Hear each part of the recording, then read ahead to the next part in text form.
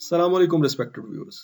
Fall नशोनुमा में ताख़ीर की इंतबाही अलामात यानी इनिशियल साइंस क्या होते हैं, वार्निंग साइंस क्या होते हैं डेवलपमेंटल डिले के। डेवलपमेंटल डिले का ताल्लुक है हमारे दिमागी सलाहियत के साथ, बच्चे का दिमागी नशोनुमा के साथ इसका डायरेक्ट ताल्लुक है। तो इसमें जो इनिशियल साइंस है उनको अगर हम पिक करेंगे, वालिदैन पिक करेंगे तो फिर ही बच्चे को माजूरी से बचाया जा सकेगा, फिर बच्चे की नशोनुमा ज़्यादा बेहतर होगी, बच्चे की ग्रोथ डेवलपमेंट ज़्यादा बेहतर होगी। सबसे पहले हम देख लेते हैं कि ग्रॉस मोटर माइलस्टोन्स होते क्या क्या हैं बच्चों के। 3 महीने की उम्र तक बच्चा जो है लेटी हुई पोजीशन में अपना सर जमीन से उठाता है, चाहे वो बैक पे हो या चाहे स्टमक पे लेटा हुआ हो। बच्चे को जब आप खींचते हैं, उठा के बिठाने की कोशिश करते हैं तो बच्चा गर्दन अपनी संभालता है और लेटी हुई पोजीशन में बच्चा किक करता है और स्ट्रेच करता है अपने आर्म्स को, अपने हैंड्स को, अपने हाथों को ओपन करता है, शट करता है, मुट्ठियां बनाता है, खोलता है, अपने हाथों को मुंह की तरफ लेके आता है। ये सारे माइलस्टोन्स हैं, ये सारे मोटर माइलस्टोन्स हैं। यानी उसके जो है वो हरकत करने के माइलस्टोन्स हैं जो बच्चे को अचीव करने चाहिए। जो हरकत करती हुई चीजें हैं उन तक बच्चा रीच करने की कोशिश करता है, उनको पकड़ने की कोशिश करता है और अपने पाँव के ऊपर जोर लगाता है। 3 माह का बच्चा शायद इतना जोर ना लगा सके, लेकिन अगर यही काम 6 माह का बच्चा जो है वो अपने पाँव के ऊपर जब उसे खड़ा करने की कोशिश करते हैं तो नीचे की तरफ जोर नहीं लगाता, तो ये बड़ा एबनॉर्मल हो जाता है।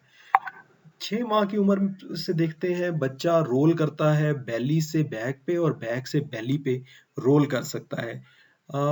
अपने पाँव के साथ खेलता है और उनको खींच के अपने मुंह की तरफ लेके आता है जब वो बैक पे लेटा हुआ होता है। बैठ सकता है 6 माह का बच्चा विद सपोर्ट, सॉरी। अगर पीछे को तकिया रखा हो, कोई चीज रखी हो तो वो सपोर्ट के साथ बैठ जाता है और अब टॉयज को, खिलौनों को एक हाथ से दूसरे हाथ में ट्रांसफर कर लेता है।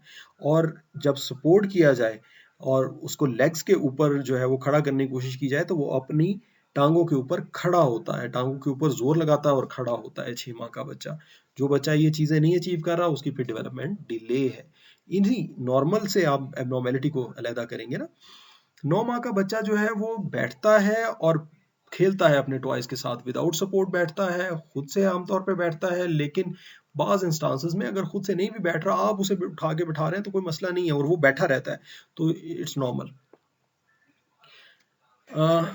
हैंड नी पोजीशन, वो क्रॉलिंग वाली पोजीशन बनाता है बच्चा। सिटिंग से क्रॉलिंग पोजीशन में खुद से आ जाता है और बेली के ऊपर फॉरवर्ड क्रॉल, आगे की तरफ क्रॉल करता है यानी रेंगता है। और जो 12 माह का बच्चा है, 12 माह की उम्र में बच्चा जो है वो get to sitting position without help, किसी भी मदद के बगैर वो लेटी हुई पोजीशन से बैठ जाता है, क्रॉलिंग पोजीशन में आ जाता है, अपने आप को पुल टू स्टैंड कर लेता है, फर्नीचर को होल्ड करके क्रूज करना करना इसे कहते हैं हम, वो एक दो स्टेप साइडवर्ड ले लेता है, या वो विदाउट सपोर्ट खड़ा भी हो जाता है, या वो विदाउट सपोर्ट विदाउट हेल्प जो है वो फ्यू स्टेप्स भी ले लेता है।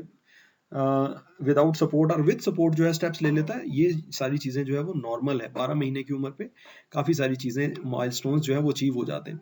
ये अब WHO ने, वर्ल्ड हेल्थ ऑर्गेनाइजेशन ने ये एबनॉर्मेलिटी की कट ऑफ लाइंस दे दी हैं।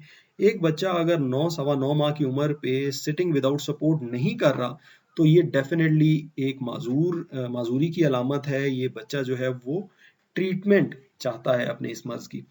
अगर बच्चा 11.5 माह की उम्र तक स्टैंडिंग विद असिस्टेंस यानी हेल्प के साथ खड़ा नहीं हो पा रहा, आप उसको खड़ा करने की कोशिश करते हैं और वो खड़ा नहीं हो पा रहा 11 महीने, 11.5 महीने, तो इसका मतलब है उसको इलाज की जरूरत है। और क्रॉलिंग नहीं करता, अगर हैंड नहीं क्रॉलिंग यानी अपनी कोहनियों, हाथों और टांगों के ऊपर जो है वो क्रॉल नहीं करता 13 माह की उम्र तक, तो ये भी एबनॉर्मल है। असिस्टेंस के साथ, हेल्प के साथ अगर वॉकिंग नहीं कर रहा 14 माह की उम्र तक, तो ये भी डेवलपमेंटल डिले का साइन है, डेफिनेट साइन है विच नीड्स ट्रीटमेंट। 17 माह की उम्र तक लाजमन बच्चे को अलोन, अकेला जो है वो अपनी सपोर्ट के ऊपर खड़े होना सीख लेना चाहिए और 18 माह की उम्र तक उसको अकेला वॉक करना सीख लेना चाहिए। अगर ये दोनों काम नहीं कर रहा तो इसका मतलब है उसको डेवलपमेंटल डिले है और उसको इलाज की जरूरत है। ये तो हो गया जी डेवलपमेंटल मोटर माइलस्टोन्स यानी चलने फिरने से ताल्लुक रखने वाले। लेकिन अब लैंग्वेज जो है वो बहुत वेरिड है। बहुत सारे बच्चे डिले के साथ स्पीड डेवलप करते हैं, बहुत सारे बच्चे अर्ली डेवलप कर लेते हैं और हर बच्चा दूसरे बच्चे से मुख्तलिफ होता है। लेकिन क्या कट ऑफ लाइंस क्या है? अगर 3 महीने की उम्र तक आपका बच्चा स्माइल नहीं कर रहा या दूसरों के साथ प्ले नहीं कर रहा। प्ले से मुराद है कि आप उसे हंसाने की कोशिश करते हैं, वो हंसता नहीं है। आप पीकअबू करने की कोशिश करते हैं, वो आपको रिस्पॉन्ड नहीं करता। तो इसका मतलब है कि उसका उसका जो है लैंग्वेज डिलेड है। अगर 7 माह की उम्र तक बच्चा बैबलिंग नहीं कर रहा, मामा बाबा नाना दादा ये नहीं, सॉरी, मामा मामा बाबा बाबा, इस तरह की साउंड्स अगर बैबलिंग नहीं प्रोड्यूस कर रहा, तो वो एबनॉर्मल है। अगर 12 माह की उम्र तक सिर्फ कुछ साउंड्स बना रहा है, ये जो मामा मामा बाबा बाबा, ये नेचुरल साउंड है जो अल्लाह ताला ने सिखाई हुई है, उसके दिमाग के अंदर पहले से एनग्रेव्ड है, और इन्हीं को हमने रिश्तों का नाम दे दिया है। तो इसलिए वालिदैन को लग रहा होता है कि बच्चा तो कुछ वर्ड्स जो है वो बोल रहा है, लेकिन वो कुछ वर्ड्स नहीं होते, वो असल में बैबलिंग साउंड्स होती हैं। मामा नाना दादा बाबा, यानी ये रेपिटेटिव साउंड्स जो होती हैं, ये बैबलिंग साउंड्स होती हैं। अगर इनके अलावा बच्चा कोई कोई मीनिंगफुल, कोई 22 सिलेबल वर्ड, कोई ऐसा वर्ड जिसमें 2 साउंड्स हों डिफरेंट तरह के, वो नहीं प्रोड्यूस कर पा रहा, तो इसका मतलब है उसकी लैंग्वेज डिलेड है। 18 महीने तक saying only a few words, वही वाली बात है फिर कि अगर नाना मामा बाबा इस तरह के वर्ड्स ही कहे जा रहा है, तो ये वर्ड्स नहीं है, ये वो बैबलिंग साउंड्स हैं असल में। 2 साल की उम्र तक अगर 2 अल्फाज को आपस में जोड़ नहीं रहा बच्चा, मसलन मामा पानी, बाबा रोटी, दादा पीशी, अगर इस तरह की बात नहीं कर रहा बच्चा, तो इसका मतलब है कि उसकी लैंग्वेज डिलेड है। और 2 साल की उम्र पे अगर उसको 50 से कम अल्फाज याद हैं, तो ये भी लैंग्वेज डिले का साइन है। ये फिर एक कम्प्लेक्स स्लाइड है जो कि 6 मंथ्स ऑनवर्ड जो है 6, 7, 8, 9, 10, 11, 12 इस तरह से जो है ना, 7, 8, 9, 10, 11, 12 इस तरह से जो है वो बताती है कि बच्चे में क्या क्या चीज़ें। ये कम्प्लेक्स है, इसको जो है वो एक्सप्लेन करना थोड़ा सा बोरिंग हो जाएगा आप लोगों के लिए।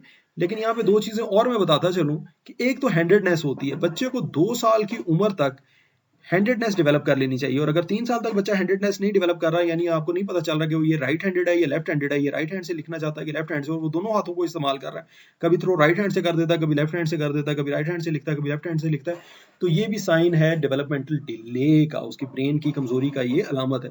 और डिलेड टूथ इरप्शन को किसको कहते हैं? जब अगर 12 माह की उम्र तक बच्चे को, 12 माह की कंप्लीट उम्र होगी और बच्चे का एक भी दांत नहीं निकला, तो इसको डिलेड टूथ इरप्शन कहते हैं। इस स्लाइड को आप पॉज करके एक दफा पढ़ सकते हैं, सिंपल टू अंडरस्टैंड है।